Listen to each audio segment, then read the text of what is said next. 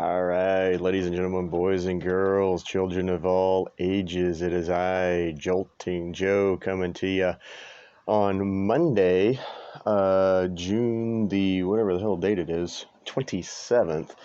Figured to do as a show on Monday because we had a pretty good sports weekend and kind of give you a little quick recap there. But figured to go some old school, early 2000s Astros, late 90s, early 2000s Astros, the old gold star there. And I'm wearing a Greinke shirt, but I still like Zach Greinke.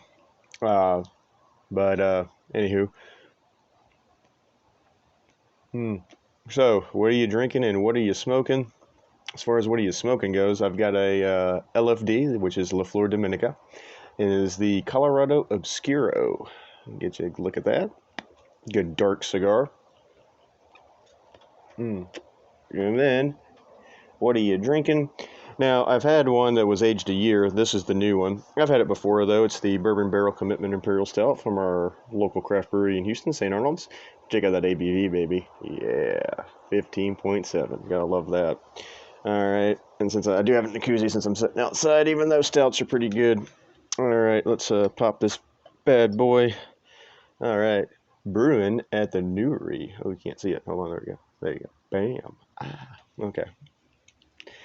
All right, and then got my St. Arnold's. Got a different glass today. St. Arnold's 25th anniversary. All right, and here we go. Oh yeah, look at that. Good old stout. I don't care how hot it is outside. I will drink stouts all day, every day. Look at that, baby. Ooh, yeah. Good as the last drop. Tell you what. All right, so cheers, everybody. All right, but like I said, it was a pretty good sports weekend. So I just want to kind of delve into it real quick. And let's see, let's get into that here in a second. All right, first of all, let's congratulate the University of Mississippi, Ole Miss, for winning the Men's College World Series. They defeated Oklahoma 2-0 over the weekend. They beat them Friday. Let's say they beat them Saturday. They beat them Sunday. No game 3 today because it was a best of 3.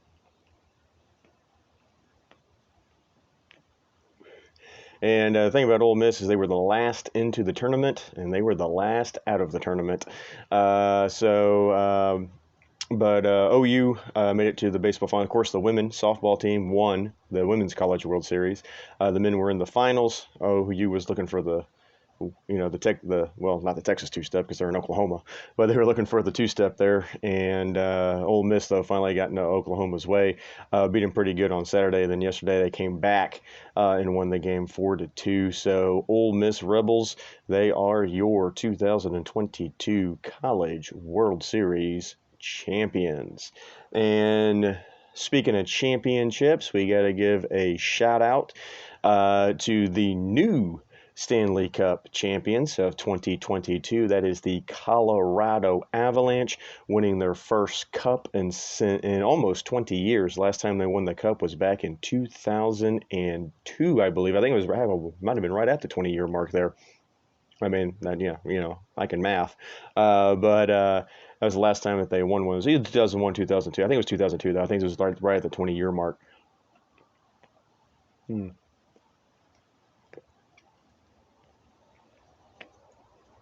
Try to get this thing going here pretty good. And the Tampa Bay Lightning, they finally met their match. Of course, the Lightning were the defending champion. They had won back-to-back Stanley Cups.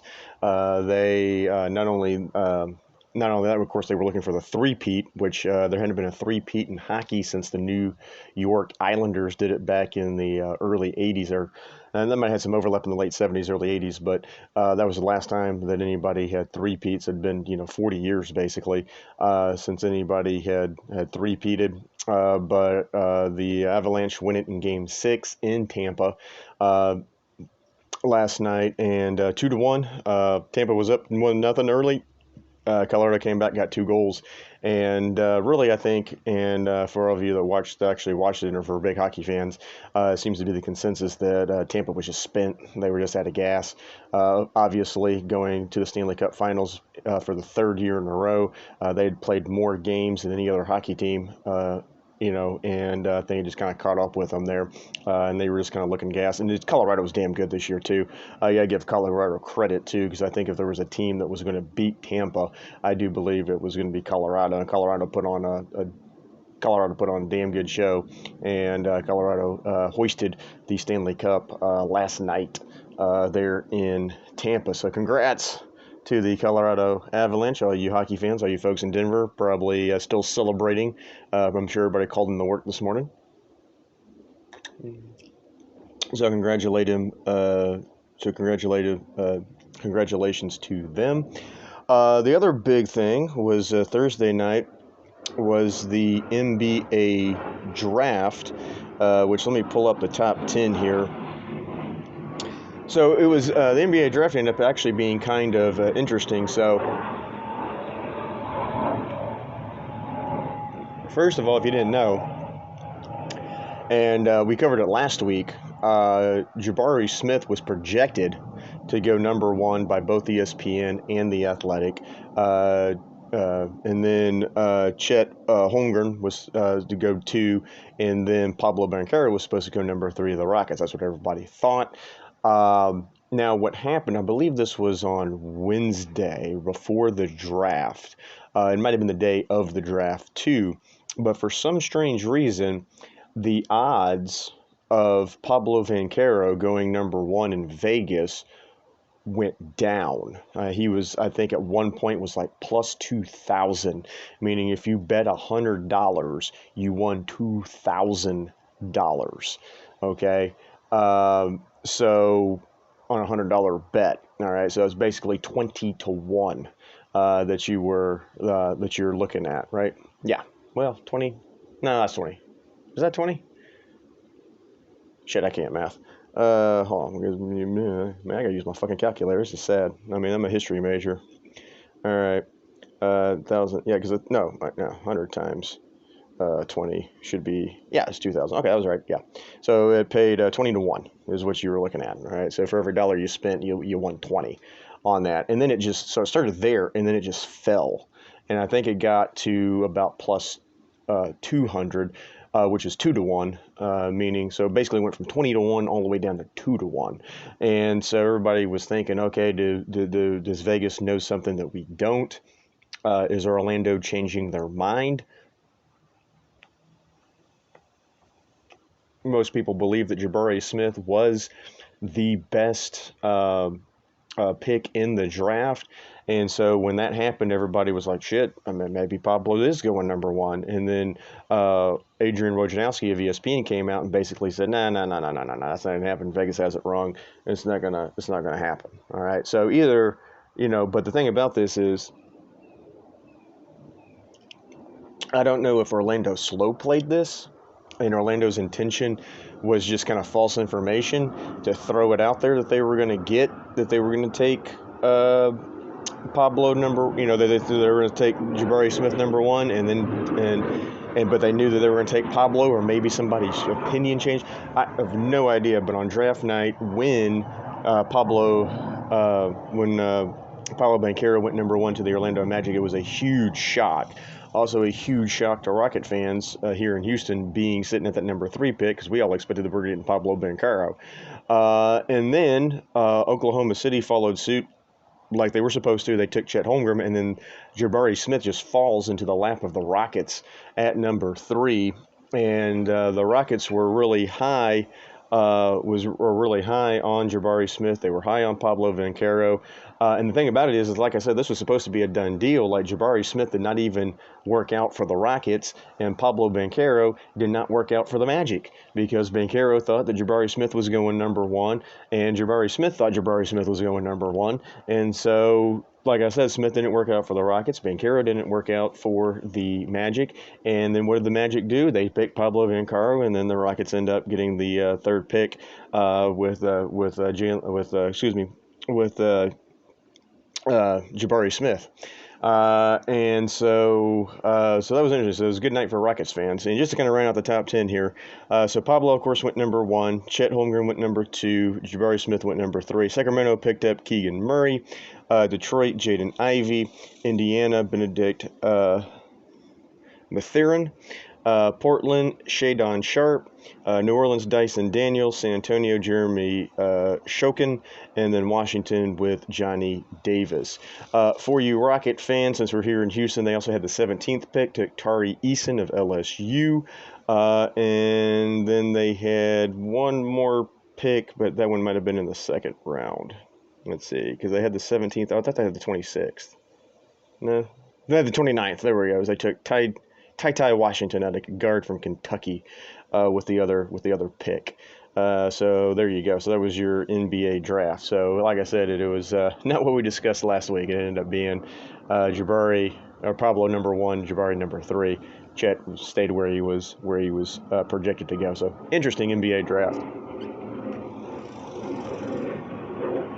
Well, like I said though, looks like Rocket fans damn happy. Jabari Smith just fell right into their lap at number 3.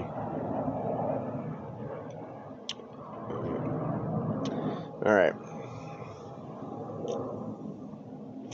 right. Now let's get into, and we'll get into this too. Yesterday, don't know if anybody was watching, might have caught it on SportsCenter or on ESPN or Baseball Tonight. The Angels and the Mariners were playing yesterday afternoon, which was 3 o'clock here in Central Time. Of course, 4 o'clock back east, 1 o'clock there in the Pacific time zone. Hell, 2 o'clock if you're in Mountain. Cover all the time zones there. Well, what had happened the night before is I can't remember who it was, but one of the Mariner pitchers threw up and in on Mike Trout. And it was a dangerous throw. It was at his head. I mean, it was literal chin music. I mean, it was right close to that guard that they wear on their helmet now that comes, down their face. But it was right. I mean, it was right there, just fastball up and in. And of course, Mike Trout took exception to it. He thought that it was intentional. Now, here's the thing for me. I've said this before with throwing at guys. I understand that there are unwritten rules of baseball. I understand if you show up a home run, you're going to get plunked, or if your guy gets hit, there's going to be retaliation. I get all that, but never, ever, ever under any circumstances should anybody be throwing at anybody's head, because you literally have a deadly weapon, or what can be a deadly weapon, in your hand. And you're throwing 98, 99, maybe even 100, depending on who the pitcher is, but you're throwing, like, we'll just say a 98 mile an hour fastball at somebody's head. And you're talking about, at that point, serious injury, even with the helmets, of course, serious injury, and also, ending somebody's career, possibly ending somebody's life. All right, so I am 100% against throwing anybody's head. Like, I understand brushing guys back, to protect the inside part of the plate. Pitchers have to do that, but you can brush somebody back without throwing at their head, okay? Now,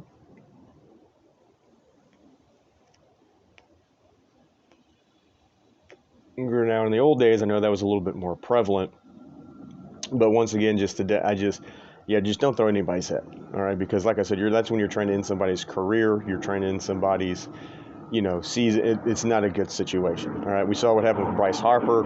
Bryce Harper got hit by Blake Snell, and he got hit in the thumb, where he was holding his bat, so he got hit high too. Ball ran in and hit him on the thumb, broke his thumb, and now Bryce Harper's out indefinitely.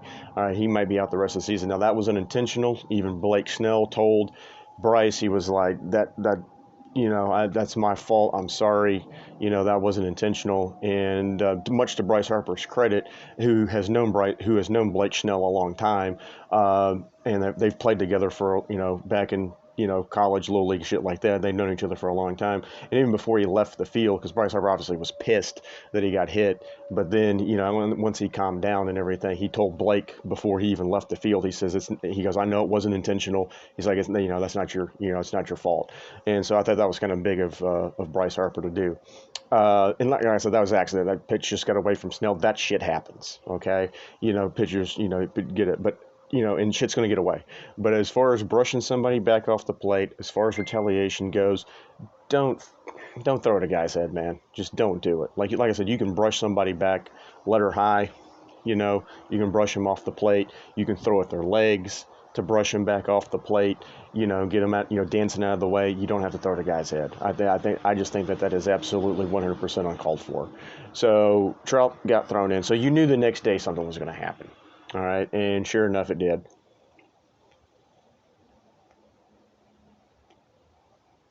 I believe the Mariners batter was his name's Winkler or Winker. That's it. It's Winker. Kind of an odd name there, but it's Winker. And he knew he was going to get plunked. And now to the Angels pitcher who plunked him, I don't know who it was, but to the Angels, to his credit, he hit Winker where he was supposed to hit him. He hit him right in the backside, hit him right in the butt. All right, and once again, if you're going to throw at somebody, I don't condone throwing at anybody, but if you're going to throw at somebody, throw low. All right, hit him right in the butt, just plunked him right in the ass. All right, and Winker knew it was payback. All right, but I think, and he was kind of milling around the plate, like, what the hell. And then somebody from the Angels dugout said something. I don't know if it was Rendon or if it was somebody else. Now, Rendon just had his right hand surgically repaired. He had a cast on his right hand. So I don't know if he was chirping, but somebody was chirping there. Winker took exception to it.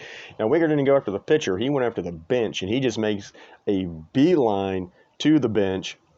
All hell freaking breaks loose after that. Winker and Rodon gives him a stiff arm, and then Winker, they just start throwing blows, and then Winker, of course, got ejected. Rodon's ejected. There was 8 ejections altogether, and then that one pitcher for Anaheim, he just started chunking shit in the dugout, threw the bubble gum out of the dugout, threw the sunflower seeds out of the dugout, and everything else. Winker also gave the old double bird to the Anaheim fans. I thought that was freaking hysterical. He was like, "You're in cheer me getting hit. Here's to you. Go fuck yourself." But he gave him the old double rides, and to the Angel faithful there in Anaheim. And like I said, there was 8 ejections. All 8 players that were ejected are going to get suspended. All right, all 8 of them are going to get suspended. It's just going to be for how long. And the thing about Rendon is Rendon's hurt. Rendon is out. I think he's out the rest of the season because he's got a surgically repaired hand. So with his suspension, that one might actually carry over to next year. They actually might suspend him next year when he actually comes back and plays. Or they might just, say, hey, whenever Rendon comes back, we're going to suspend you. So that one might actually carry over, but there's going to be suspensions. I'm all, don't get me wrong. I like a good baseball brawl just as much as the next guy does. But the one thing that I don't understand about Major League Baseball with the brawls is, and a lot of times too with baseball players, they don't want to hit each other. They just kind of come out and jaw and push each other and stuff like that. Nobody actually really did. Yesterday they took swings. I mean, they were throwing haymakers yesterday, but normally baseball fights or just kind of sorry, I don't mean any offense here, but kind of girly, you know what I mean? Don't get me wrong, I know there's plenty of women, especially in the UFC, that kick my fucking ass, but I'm just saying kind of that, kind of cat fighty, I guess you'd say, just kind of we're just gonna slap at each other, not not these UFC women, but I'm talking about kind of like caddy in the bar room, just kind of we're just gonna slap at each other type things, and that's kind of how those guys are. But they were throwing haymakers yesterday. But the thing with this too, and what I don't understand is, in the NHL, if players fight, now obviously you don't get kicked out in hockey for fighting, you just get a 5-minute fighting major, you just get thrown in the box for 5 minutes. And the rest will let it go until the players fall to the ice, but everybody stays the hell out of the way. They just let the players go, and then when they drop to the ice, the refs break it up. Guys get up and they go to the box. But it is illegal in the NHL to leave the bench during a fight. It is, after the Malice in the Palace, it is illegal in the NBA for players to leave the bench during a fight. It is illegal in the NFL for players to leave the sidelines during a fight. Major League Baseball is the only sport that does not have a rule that says that you have to remain on the bench, that you have to remain in the dugout during a brawl. And I think that's kind of the big reason that these guys go after each other, because there's no, so the bullpen's empty, the dugout empties, and it just turns into way worse than it could be. So instead of having, you know, just you know, letting the batter go. Now, of course, the batter's out there by himself. You know what I mean? But, so he's kind of, so if he does do something, I mean, he's kind of outnumbered 9-1 on the field if nobody leaves the bench. But still, that's a rule that says you don't leave the bench during a fight, and then this wouldn't happen,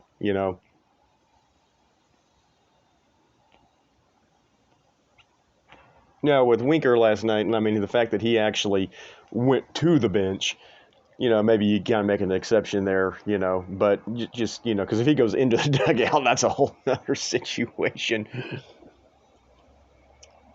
But I think with the exception of the coaches and the coaches and the manager to protect their guy and to keep their guy from getting ejected, they should be the only ones allowed to leave the bench. Players should not be allowed to leave the bench. All right, but yeah, it's just me. Okay, so anyway. All right, last thing here, the last 10 minutes or so that we have.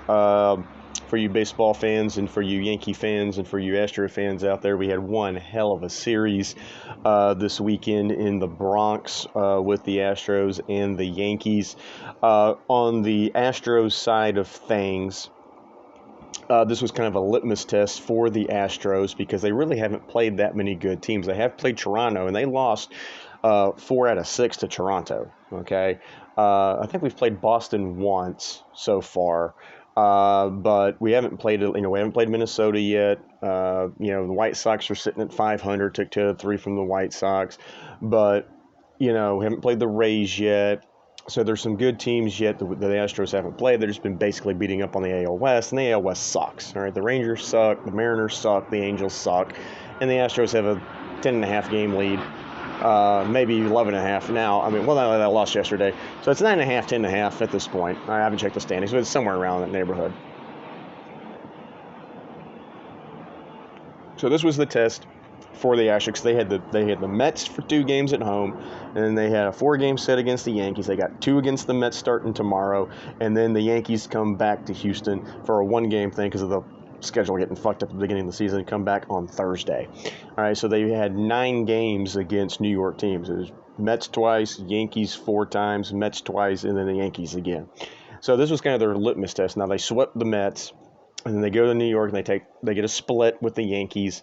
So it ended up being a good thing. For the Yankees, I think it was kind of a good test too for them because even though they've had better competition, they've been playing the Red Sox, they've been playing the Toronto Blue Jays, they've been playing the Red Sox, but I think the Yankees do have the best pitching stats right now in baseball, and I think the Astros are number 2. All right, so this might have been the first time that the Yankees saw some really good pitching. So it's kind of and of course the Yankees and the Astros kind of have this rivalry going now ever since the start of really 2015. Really is when it kind of started because that's when the Astros beat the Yankees in the wild card game up there in New York, and then of course the whole 2017 situation. We all know what happened there. Not need to rehash that. And then of course, the Astros bounced them again in 2019.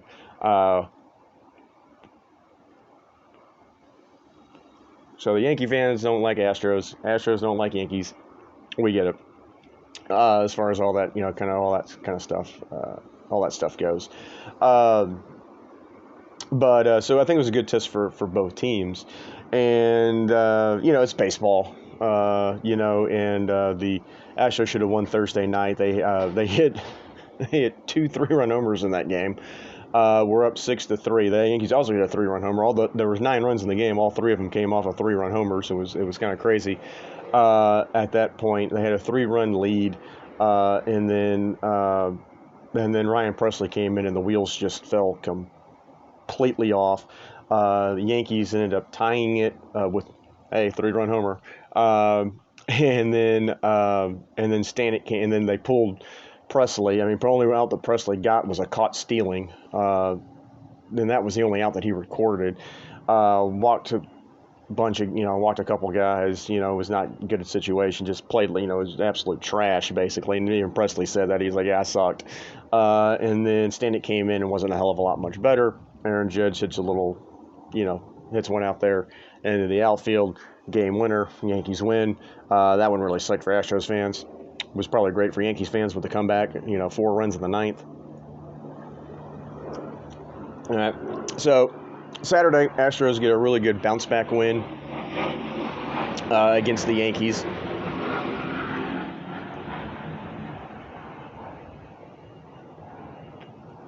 We're able to hold the Yankees to just 1 run in that game, and ended up winning that one, I believe, 3-1, if I remember correctly, because they had another 3-run home run in that game. There's a lot of 3-run homers. So they ended up taking that one. So that was a nice bounce back. That was just a good bounce back win for the Astros after blowing, because that's the thing about baseball, that you got to have a short memory, because shit like that's going to happen, where you're going to blow a game that you should be, that you should win and stuff. So they had a nice back bounce. So series tied 1. And then Saturday, Christian Javier was just freaking on it. Best game he ever freaking threw. He does get pulled in the 7th without allowing a hit because the Astros were up. Actually, Astros were up 3-0 in that game too. I think it ended up being 4. Let me check because I can't remember. There's a lot of scores. But anyway, he had 113 pitches, so he gets pulled.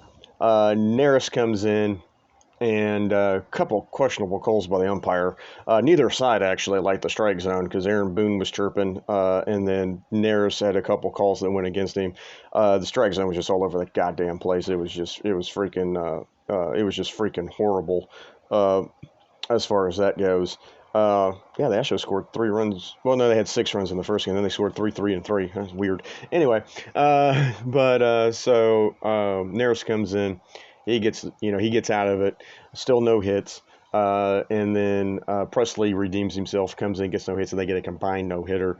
And that was the second time that the Astros threw a combined no-hitter against the Yankees in New York. The last time it happened was in 2003, back when the Astros had, Jeff Kent and Jeff Bagwell and Billy Wagner and Brad Lidge and, Craig Biggio, all those guys.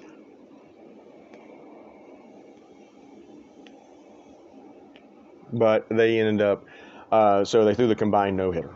All right, so they come back on Sunday. Astros once again got up top. It was 3-0, and they had the Yankees no-hit through 6 innings. Now, there had never been back-to-back no-hitters on consecutive in consecutive games. It has happened on consecutive days. The one time that it did happen on consecutive days was way back in 1917, when the St. Louis Browns threw a no-hitter against the Chicago White Sox, and they threw another no-hitter the next day against the White Sox. But the reason it wasn't in back-to-back games is because they played a doubleheader that next day. So it went a no-hitter, first game of the doubleheader, and then no-hitter for the second game of the doubleheader. So it's happened in consecutive days, not consecutive games. And so it looked pretty good. And then Jose Urquidy, who pitched great yesterday too, gave up his first hit, which was a massive home run from Giancarlo Stanton. I mean, he had dead away center field, probably hit it about 420 feet out there, dead away center field, and that made it 3-1. And then Phil Maton came in and gave up a game tying 2-run homer, made it 3-3. Game goes to extras. Astros strand the bases loaded in the top of the 10th. Bottom of the 10th, here's Aaron Judge again, and he just blasts one 3-run homer to walk it off, and the Yankees win it 6-3. So a lot of people so far right now are predicting that it's going to be the Yankees and the Astros in the ALCS. Now you have to remember that we've got expanded playoffs this year, so the Astros and the Yankees right now are the 1 and 2 seeds, so they would both have a bye, which means they would not face each other until the ALCS. They would face, if the playoffs started yesterday, the Yankees would either face Boston or Toronto, the winner of that 3-game series, and the Astros would face the winner of the Rays and the Twins, the winner of that series. And then, of course, if they both won, would beat in the ALCS. So it was a great 4-game set. It was amazing. If you were a Yankee fan, if you were an Astros fan, I think it was a great series. If you were a baseball fan, it was a great series. and hopefully we got to look forward to in October, which, to be completely honest with you, I'm kind of hoping it doesn't, because boy howdy, that's going to be a back and forth series. My butthole's going to be about that big during the entire thing. But the Astros now know they can win in New York. The Yankees are going to come to Minute Maid for a single game, and they come back for a doubleheader at Minute Maid later. So we'll see what where they're at there, and potentially Thursday we're going to see Verlander versus Cole at Minute Maid, which that'll be freaking amazing if that happens. So we'll kind of see what happens with that. All right, well, there's your weekend recap, ladies and gentlemen. I hope everybody has a good rest of the week. We'll talk to you next week after the 4th of July, probably. So have a safe and happy 4th of July, and enjoy all the sports. Hockey's officially over. Basketball's over. So right now, we got NFL training camp to look forward to. And, of course, we've got baseball going on right now. So y'all, everybody have a good one out there. Cheers, everybody. And we will see y'all next week. All right, bye.